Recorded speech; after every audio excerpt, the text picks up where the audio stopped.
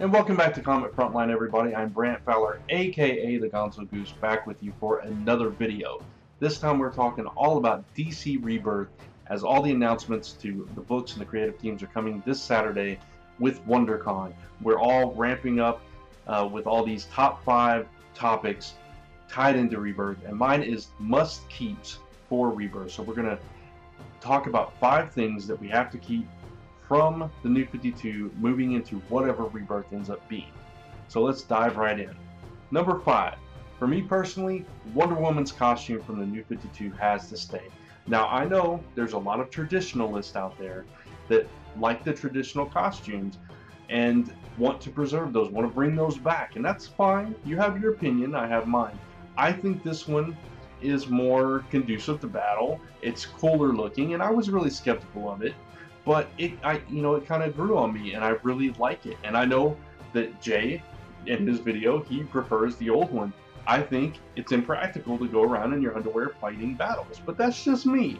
So I think they should definitely keep Wonder Woman's costume, or some version of it that seems a little bit more functional, sleek, cool, and interesting. Alright, so moving into the 4th thing, Aquaman being cool. Now, don't hate on me. I know there are some Aquaman fans out there. Hi, in the back. Just joking. I'm kidding. But anyway, I know there's some good Aquaman stories in the past, but for me personally, Jeff Johns' run on Aquaman was the seminal Aquaman run. And the reason being is because he was able to poke fun at all the things that we joke about with Aquaman as to why he's a supposedly lame character. And he joked about that in a way that made us completely forget those nitpicks that we all had and get to the core of who the actual character is, and it made it more enjoyable. It, kind of lightened it up a little bit, and it made the character more interesting for me. So going forward into whatever this is, I hope we get that Aquaman and not the pre-New 52 Aquaman, because I like this guy better. So moving into number 3, the Court of Owls. The Court of Owls was Scott Snyder's kind of opus to Batman. It was his first and possibly, arguably greatest story that he's told in Batman. And I know we've kind of gotten tired of them because they've never gone away, and they're still around. And it's like, okay, this went on forever. We took a break from them. They're still around, whatever. But personally, I think it was very interesting to introduce this sect of villains that have been in the underground of Gotham for decades, that nobody really knows about. It's rumored, it's whispered, and then they have such a deep connection to the Bat family.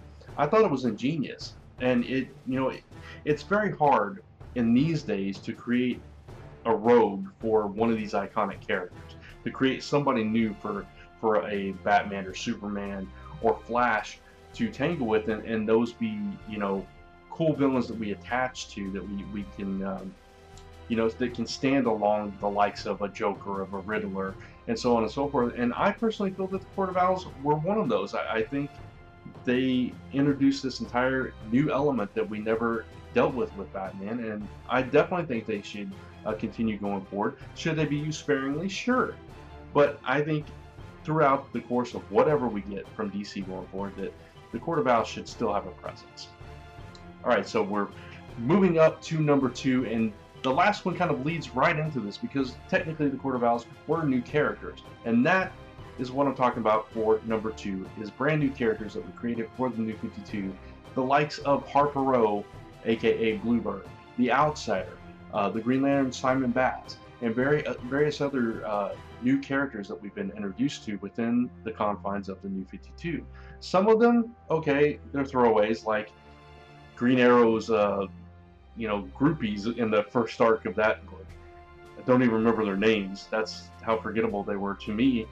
But characters like this, like especially Harper Row, that's the one that really stands out to me, because she's been a very important character throughout the Bat family, especially in the past couple of years, and especially in the current series, Batman and Robin Eternal, the weekly series that we're almost ending very soon in a couple of weeks. So these are very interesting characters that have been really well developed, that have been given great backstories that kind of really tie them into the overall universe. And I hope going forward, whatever we get from Rebirth, that we continue to use these particular new characters that we've been introduced to and have formed an affinity for. Alright, so we're up to the #1 thing that we must keep from the New 52 heading into Rebirth, and this might be a controversial one, but for me, it's keeping Barbara Gordon as Batgirl. Now, I know a lot of people were kind of, it was very controversial when she got her ability to walk back, that people felt that her being Oracle and not being able to walk kind of brought the character into a new light and you know, opened up superhero comics to this whole new level of diversity, and that's true, it did. But Barbara Gordon, for me, has proven herself, especially in Gail Simone's run of the book in the New 52, has proven that she is just as great as Batgirl, if not better than she was as Oracle, because this is who she was created to be. This is who she is at her heart.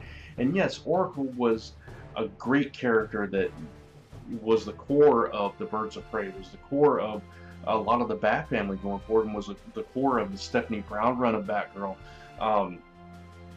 You know, she had a great impact in the DC universe. I'm sorry about that. DC universe in the pre-New 52, but I think that goes beyond Oracle. It speaks to the character of Barbara Gordon, and no matter what Barbara Gordon is doing, Barbara Gordon is a very key and important character in the DC universe, and I think she is better served right now and going forward as Batgirl.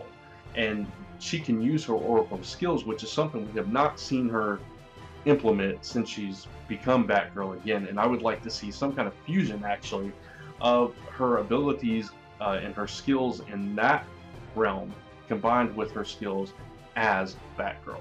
So those are my top 5 things of the things that we should keep from the New 52 going into Rebirth. Love to hear what you think that we should keep from the New 52 in the comments below. And check out all the other Rebirth videos that we've done all week long, and hopefully we'll compile these for all our audio listeners and put them on SoundCloud. But stay tuned to Comic Frontline. We'll have a live show talking about all the announcements coming out of WonderCon about Rebirth coming up this weekend, so don't miss that. I will be on there along with Jay and Kat, and I'm not sure who else is going to join us, but tune in for that because it's going to be exciting. Thanks for watching the video. Can't wait to see what your thoughts are. Until next time, take care, guys.